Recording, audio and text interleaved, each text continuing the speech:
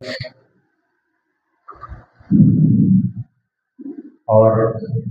हमारे बीच हमारे पुरोधा माननीय जेपी शास्त्री एवं आए हुए सभी साथियों का हार्दिक वंदन एवं अभिनंदन करता हूँ। क्योंकि साथियों, स्वास्थ्य खराब होने के नाते थोड़ा सा लेट हुआ, मैं इसके लिए क्षमा प्रार्थी हूँ। मैं अपनी बात रखना इसी उद्देश्य से चाहता हूँ कि साथियों, हमें कोई भी काम बहुत ही कठिन परिस्थितियों में करना होगा। यदि हमारा समाज यदि आज अच्छे पायदान पे होता तो हमें एकत्रित होकर के ऐसा काम करने की आवश्यकता न होती। तो साथियों, हमें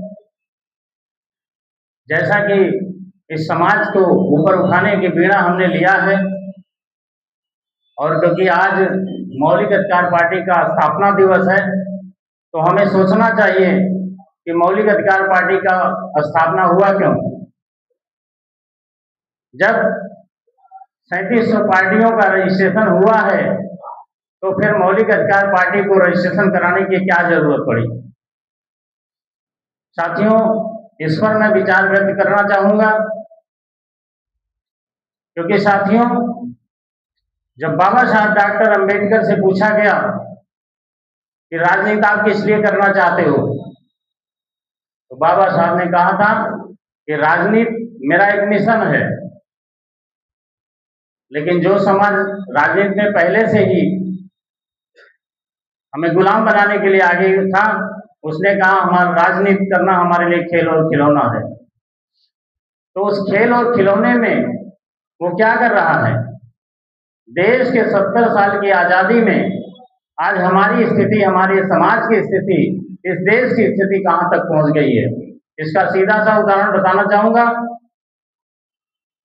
कि जब अंग्रेज यहां से छोड़ के गए थे तो हमारा रुपया और उनका डॉलर बराबर था। आज के समय में आज स्थिति कैसी है। आजादी के 75 सालों बाद भी आज हम 10-15 रुपए और नीचे गिर गए, 85 रुपए डॉलर चल रहा है। तो आपको ये कल्पना करना पड़ेगा, आपको ये देखना पड़ेगा कि हमारी राजनीति किस दिशा में जा रही है।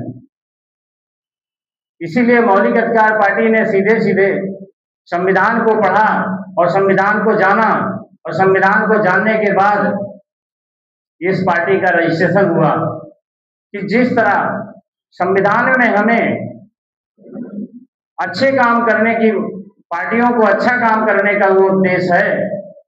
तो साथियों, आज की डेट में अगर देखा जाए तो राजनीति, क्योंकि उन्होंने कहा था हमें खेल और खिलौने जैसी राजनीति करना है, तो आज वो खेल और खिलौने जैसे राजनीति कर रहे हैं।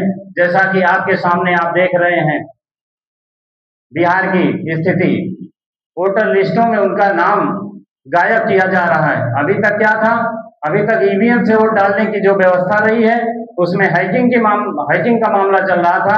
आज की डेट में वहां पर एनआरसी के थ्रू उनके वोट को कैंसिल किया जा रहा, खत्म किया जा रहा साथियों।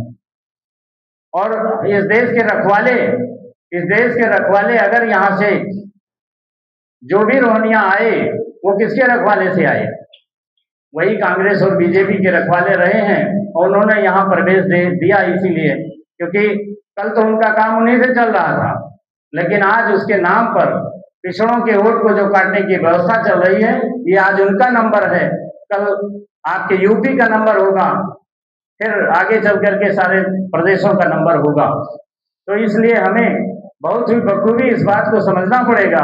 और मौलिक अधिकार पार्टी इस नाते कि मूल संविधान पर बात करना चाहती है, और इस मूल संविधान में है क्या, जनप्रतिनिधि कानून 1951 अगर लागू किया जाए तो आज की डेट में जो पार्टियां चुनाव लड़ने को नहीं पाती, जबकि चुनाव आयोग का सीधा सीधा मकसद है कि कोई भी व्यक्ति अहार्ताएं पूरी कर रहा हो, 21 वर्ष की उम्र हो, वो पैसा जमा कर सकता है, उसके प्रस्तावक हों, वो चुनाव लड़ सकता है। लेकिन आज व्यवस्था क्या है साथियों, आपसे छुपा नहीं है। ये बीच में जो संशोधन किया गया, जनप्रतिनिधि कानून में बीच में जो संशोधन किया गया कि पार्टियां जो राष्ट्रीयकृत पार्टियां हो गई हैं वो एक प्रस्तावक लेकर के आए, और पंजीकृत पार्टियां हो या मान्यता प्राप्त पार्टियां हो 10 प्रस्तावक लेकर के आए। ये बीच में संशोधन किया गया है। ऐसी व्यवस्था होना नहीं चाहिए, क्योंकि यह संविधान का उल्लंघन है। आगे चल करके बताना चाहूंगा कि जो है जिन पार्टियों के चुनाव निशान फिक्स हो गए हैं, ये भी व्यवस्था नहीं थी। आज की डेट में अगर चुनाव निशान फिक्स ना हो तो साथियों उनको भी मैदान में जाना पड़ेगा। जिस हिसाब से जिसका नंबर आएगा, जो चुनाव निशान चुनाव आयोग देगा, उस चुनाव निशान पर उसका जो है वो होगी, वो भरेगा अपना, भरने के बाद वो अपना प्रचार करने फील्ड में जाएगा। आज की डेट में क्या है, उनका चुनाव निशान फिक्स है। जैसे ही चुनाव की घोषणा होती है और जैसे ही चुनाव उनका पक्का होता, टिकट पक्का हो जाता है, सारी जनता जान जाती है किस पार्टी से कौन खड़ा हुआ है। इसलिए उन्हें फील्ड में नहीं जाना पड़ता है, वो फील्ड में नहीं जाते हैं। उनकी व्यवस्था बनाने वाले जो हमारे आपके बीच से ही लोग हैं, जो पिछड़ों से ही लगे हुए उनके लोग, क्योंकि पिछड़े हमेशा से जो है वो सत्ता पक्ष के तरफ जाने वाले लोग होते हैं, वो भी केवल उनका काम चलता है, उनके समाज का काम कभी नहीं चलता है। इस नाते उनको उस समाज को धिक्कारना पड़ेगा, चाहे वो हमारा रिश्तेदार ही क्यों ना हो, मेरा दोस्त क्यों ना हो, हमारा पड़ोसी ही क्यों ना हो, वो आपके लिए है नहीं साथियों।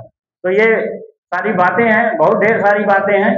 मौलिक अधिकार पार्टी एक ऐसी पार्टी है जिसके लिए सबसे पहले उस व्यवस्था के लिए व्यवस्था परिवर्तन की बात करती है, जिस व्यवस्था के लिए आज हमारा ये समाज अगर एक दिन के लिए कहीं समय निकालना होता है तो बड़ी कठिनाइयों का सामना करना पड़ता है। साथियों, सबसे पहले उसने ये व्यवस्था दिया है, क्योंकि बाबा साहब डॉक्टर अंबेडकर ने संविधान को सौंपते हुए कहा था कि आज से हम दोहरी जिंदगी में कदम रखने जा रहे हैं। एक ओर तो राजनीति में मुझे समानता मिल गई, क्योंकि इस संविधान में हमने एक आदमी का एक वोट और एक वोट की एक कीमत के सिद्धांत को स्वीकार कर लिया है, लेकिन सामाजिक एवं आर्थिक गैर बराबरी बनी रहेगी। यदि इसे जल्द समाप्त न किया गया तो बड़ी मुश्किल से बनाए राज सत्ता रूपी महल, ये संविधान नष्ट हो जाएगा। और आज आपके सामने सीधे सीधे आप देख रहे हैं कि आज ये संविधान के लिए जनता ये कह रही है, ये संविधान हमारे लिए किस काम का। ऐसी बातें शुरू हो गई है, जो आज इस देश का पवित्र ग्रंथ होने के नाते पवित्र ग्रंथ है, फिर भी आज जनता वापस की स्थिति में जी रही है। तो इस नाते साथियों, आप लोगों से यही बताना चाहूंगा कि वो जो मौलिक अधिकार पार्टी ने सबसे पहला मुद्दा, हर जगह सबसे पहला मुद्दा उठाया है, वोट के बदले नोट लेने का मतदाता का अधिकार। ये अधिकार जिस दिन आपको मिल गया, लेकिन ये साथियों देंगे नहीं, देंगे वो चीज जिससे आपका काम कभी आपके समाज का कभी भला नहीं हो सकता है।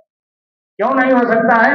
क्योंकि इन्हें जिस व्यक्ति को 100 रुपए देना हो, उस व्यक्ति को आज 1 रुपए, कल 2 रुपए, कल 3 रुपए, 4 रुपए, 5 रुपए करके 100 रुपए तो दे दिया जाए, लेकिन साथियों कभी आपको 100 रुपए का एक काम, 50 का 2 काम, 20 का 5 काम और 10 का 10 काम नहीं बना सकते, क्योंकि आपको 1, 2 रुपए, 4 रुपए करके मिल रहा है। लेकिन अगर वही पैसा आपको एक रास्ते से दे दिया जाए तो साथियों बड़े आराम से आप अपना 100 का एक काम, 50 का 2 काम, 20 का 5 काम और 10 का 10 काम बना लेंगे। तो साथियों ये एकदम फैक्ट है। मौलिक अधिकार पार्टी का यह सबसे पहला मुद्दा है, और शासन सत्ता में पहुंचते, जैसा कि अभी संतोष जी ने कहा कि मौलिक अधिकार पार्टी एक ना एक दिन सत्ता में पहुंचेगी, श्योर पहुंचेगी। मैं आपको इस बात का गारंटी देना चाहता हूं, और समाज के ढेर सारे ऐसे लोग लगे हुए हैं मौलिक अधिकार पार्टी की तरफ। हमारी भी बातचीत कुछ लोगों से चल रही है कि साथियों आप लोगों का मुद्दा बहुत अच्छा है, हम आपके पार्टी में लग करके काम करना चाहते हैं। साथियों बड़े बड़े लीडर, मैं नाम नहीं लेना चाहता हूं, अभी वो दूसरे पार्टी में हैं, लेकिन वो बखूबी आना चाह रहे हैं और आएंगे, आज नहीं तो कल आएंगे। थोड़ा सा समय का इंतजार करिए, आप इस देश में ना रहिए। और अगर इतने लोग आए हैं तो मैं आपको बहुत अच्छी बात बताना चाहूंगा, क्योंकि 10 लीटर दूध में, दूध तो देखने में 10 लीटर है, लेकिन घी कितना निकलता है? बहुत थोड़ा सा। 10 लीटर दूध में बहुत ज्यादा दूध निकलेगा, घी निकलेगा, तो आधा किलो 1 किलो। तो साथियों, इस मकसद में ना रहिए कि जो है हमारे पास भीड़ नहीं है। आप कोई ये बात मौलिक अधिकार पार्टी की जो बात है, कैडर कैंपों से जो आप बात सीख करके जाते हैं, उसका क्या कोई जवाब दे पाता है, चाहे जितना बड़ा लीडर क्यों ना हो? क्यों साथियों, कोई दे पाता है? अच्छे अच्छे लीडर यहाँ पे बैठे हुए हैं, कोई जवाब नहीं दे पाता है, क्योंकि आप ऐसा सवाल ही पैदा कर रहे हो। उनके पास वो जवाब नहीं है, केवल समाज को गुलाम बनाने का काम है, समाज में भाई को चारा बनाने का काम है। ऐसा काम मौलिक अधिकार पार्टी कभी नहीं करेगी।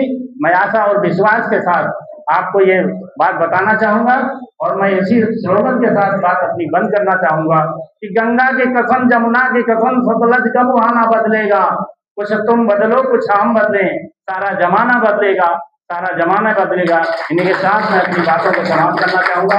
नमो बुद्धाय, नमो इंडिया, जय जय मोदी। बहुत बहुत धन्यवाद।